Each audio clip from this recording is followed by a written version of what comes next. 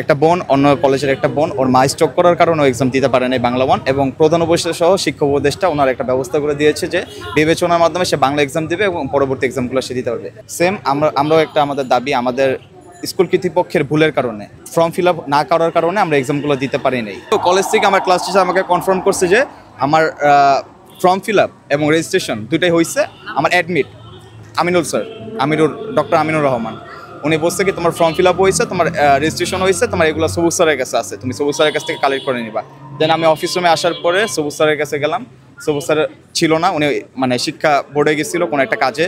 তো আমি আবার স্যারের কাছে গিয়ে স্যার নাই তো উনি, আমি কী করবো, আমার কোনো ব্যবস্থা করে দেন। তো উনি বললো কি তুমি তাহলে একটা কাজ করো, যেহেতু আছে তুমি পরবর্তী দিন আসো, এসে নিয়ে যাও। দেন আমি পরবর্তী দিন আসি, আমিনুর স্যারের কাছে যাই। আমিনুর স্যার বললাম কি স্যার আমার অ্যাডমিট এবং রেজিস্ট্রেশনটা আমি স্যার চাই। তো উনি বললো কি আমার কাছে তো নাই, তুমি একটা কাজ করো, চলো উপরে যা চেক করে উনি পাইলো না পাওয়ার কারণে উনি আমার কিছু ওই যে বেতনের রসিদ এগুলো বের করে আমার হাতে ধরে বলে তুমি আবার যাও অফিস রুমে যাও সুবু স্যারকে এগুলো দেখায়, বলো কি আমার রোল এত, আমার রেজিস্ট্রেশন এবং অ্যাডমিট কার্ডটা দেন।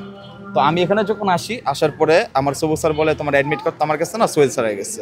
দেন আমি আবার সোহেল স্যারের কাছে গেলাম, সোহেল স্যার আমাকে বললো আমি কিছুক্ষণ আগেই যে কটা ছিল আমার কাছে অ্যাডমিট এবং রেজিস্ট্রেশন কার্ড সব আমি স্যারকে দিয়ে দিচ্ছি, আমিনুল স্যারকে। তো আমি আমিনুল স্যারের কাছে আবার গেলাম, ওনাকে বললাম স্যার অ্যাডমিট তো আপনার কাছে বললো সোহেল স্যার, বলে আমার কাছে তো নাই। মানে উনি কোনো গুরুত্ব সহকারে দেখতেছে না, লাইক আমি একটা স্টুডেন্ট, ওনার পিছিয়ে ঘুরতেছে, উনি ওনার মতো হাঁটতেছে, উনি লাইক আমাকে কোনো গুরুত্ব দিতেছে না। কি কালকে ওর এক্সাম, ওরে আমি অ্যাডমিট এবং রেজিস্ট্রেশনটা ক্লিয়ার করে দিই, উনি ওনার মতো কি মিটিং ওই জায়গায় যাচ্ছে এই জায়গায় যাচ্ছে, কিছু করতেছে না। দেন আমি আবার আসলাম সবুজ স্যারের কাছে, স্যার আমার ফর্ম ফিল আপ কিছু পাচ্ছি না স্যার, ফর্ম ফিল আপটা একটু চেক করেন। যখন কম্পিউটারে চেক করে আমার ফর্ম ফিল আপই হয়নি, আমাকে যা পরীক্ষার একদিন আগে সবুজ স্যার আমাকে কনফার্ম করছে। তার আগে আমাকে আমিনুল স্যার 100 কনফার্ম করে রাখছে যে আমার রেজিস্ট্রেশন এবং আমার অ্যাডমিট কার্ড দুইটাই আছে। তো এরপরে আমি যখন জানতে পারি হয় নাই, তো আমি তখন আমার সবুজ স্যার বলে তো যতটুকু ট্রাই করা চাই করি।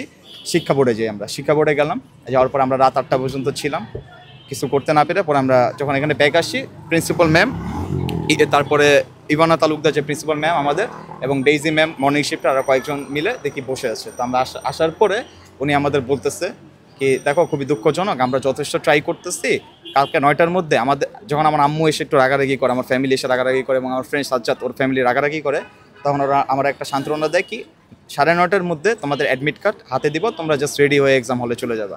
তো আমরা ঠিক ওনাদের কথা মতো আমরা প্রিপারেশন নিলাম, রাত্রে পড়তে বসে খুব কষ্টে পড়াশোনা করে। দেন আমরা গেলাম রাজুকের সামনে যা দাঁড়ায় এসেছি, আমাদের না কোনো কলেজ কর্তৃপক্ষ আমাদের ওই জায়গায় ছিল না কেউ ছিল। অ্যাডমিটের জন্য টাইম যাচ্ছে, সবাই ঢুকতেছে, লাস্টে যখন আমার এমসিকিউ টাইম মানে অর্ধেক পার হয়ে গেছে, আমি এখানে কল দিয়েছি স্যার প্লিজ মানে কলটা ধরুক, তারা কেউ কলও ধরে নাই, কোনো রেসপন্স করে নাই, উত্তর স্কুলের কাউকে ওখানে পাঠায়ও নাই যে আমাদের বিষয়টা দেখবে। আশ্বাস প্রিন্সিপাল ম্যাম এবং মুসা স্যার এবং প্রিন্সিপাল ম্যামের হাজব্যান্ড, উনি কোন ভার্সিটির প্রফেসর আই ডোন্ট নো, উনি আমাদের বলছে কি কালকে 9টার মধ্যে অ্যাডমিট তোমরা পেয়ে যাবা, তোমরা জাস্ট রেডি থাকবে এক্সাম দেওয়ার জন্য, যাও পাশে যা পড়তে বসো এরকম। প্রিন্সিপাল ম্যাম বলছে কি দেখ মানে তোমরা যত জানাবা তত তোমাদের জন্য হবে কি বিষয়টা অনেক হার্ড হয়ে যাবে, কি তোমরা এক্সাম দিতে পারবে না। তো না জানায় তোমরা জাস্ট বাসা যা প্রিপারেশন নাও, কালকে 9টার মধ্যে অ্যাডমিট তোমাদের হাতে থাকবে, তোমরা জাস্ট এক্সাম দিবা। সেই অনুযায়ী আমরা পরে কলেজ থেকে বাসায় যা প্রিপারেশন নিই, সেই এক্সামগুলো দিতে পারার ব্যবস্থা আমাদের স্কুল কর্তৃপক্ষ কীভাবে করে দেবে এটা করে দেখ। এবং আমরা শিক্ষা উপদেষ্টা এবং প্রধান উপদেষ্টার কাছে দাবি রাখছি যে আমাদের লাইফের 2 ইয়ার্স যেন নষ্ট না হয়, এই দিকটা খেয়াল রেখে বিবেচনার মাধ্যমে আমাদের পরবর্তী এক্সাম এবং বাংলা এক্সামটা নেওয়ার একটা ব্যবস্থা নেব। স্কুলের এক স্যারের সাথে আমরা দুজন যাই, ঢাকা বোর্ডে যাই, ওখানে রাত 8টা পর্যন্ত থাকি। 5টার সময় আমরা ঢাকা বোর্ড থেকে আমাদের বের করে দেওয়া হয়, কোনোভাবেই সম্ভব হবে না যে এটা জেনে আমাদের বের করে দেওয়া হয়, ঢাকা বোর্ড থেকে আমাদের স্যারকে সহ বের করে দেওয়া হয়। পরে আমরা রাত 8টা পর্যন্ত 8:30 পর্যন্ত উপস্থিত থাকি ঢাকা বোর্ডে, কিন্তু ঢাকা বোর্ড থেকে বলে দেয় যে কোনোভাবে সম্ভব না। পরে আমরা ওইখান থেকে রাত 8টা 10:30 পর্যন্ত আমরা 10:30 বাজে আমরা এখানে আসি। স্কুল কর্তৃপক্ষ, তারপরে প্রিন্সিপাল মিস সহ আর অনেকেই ছিল। রাত 12টা পর্যন্ত মিটিং হয়েছে, ওনারা 11টা বাজে বলছে যে 50-50 চান্স আছে, ওনারা আমাদের ব্যবস্থা করে দিবে। 50-50 চান্স আছে, ওনারা ব্যবস্থা করে দিবে। আমাদের প্রিন্সিপাল মিস ইভানা তালুকদার মিসের হাজব্যান্ডও ছিল, ওনারা বলছে ব্যবস্থা করে দিবে। রাত 12টার দিকে ওনারা বলছে যে আপনারা কোনো করেন না, টেনশন করেন না, আমরা করে দিব। আমরা সকাল 8টা থেকে 9টার মধ্যে ওদের অ্যাডমিট কার্ড ওদের হাতে পাবেন, ওদের হাতে আইসা পড়বে, আপনার টেনশন, ওদেরকে বাসায় নিয়ে যান, ওদের রেস্ট করাইতে বলেন এবং ওদের পড়ার জন্য ভালো মতো এই দিকে খেয়াল রাখবেন।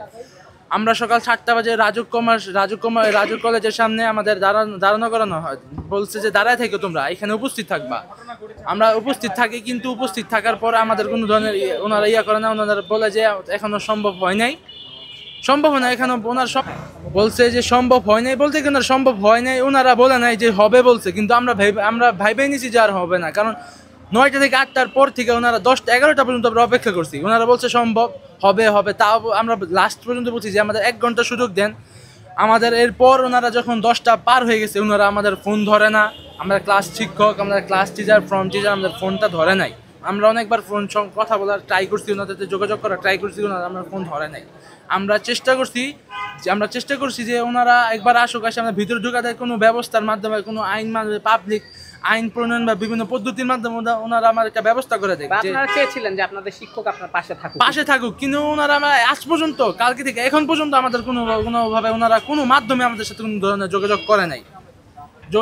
আমরা আরও ফোন দিয়েছি, কিন্তু ওনারা কোনোভাবে আমাদের ফোন উঠায় নাই, ধরে নাই, ফোন বন্ধ দেখাচ্ছে। অনেকে বলেছে ফোন বন্ধ করে রেখে দিচ্ছে, ওনারা ফোনই ধরতেছে না।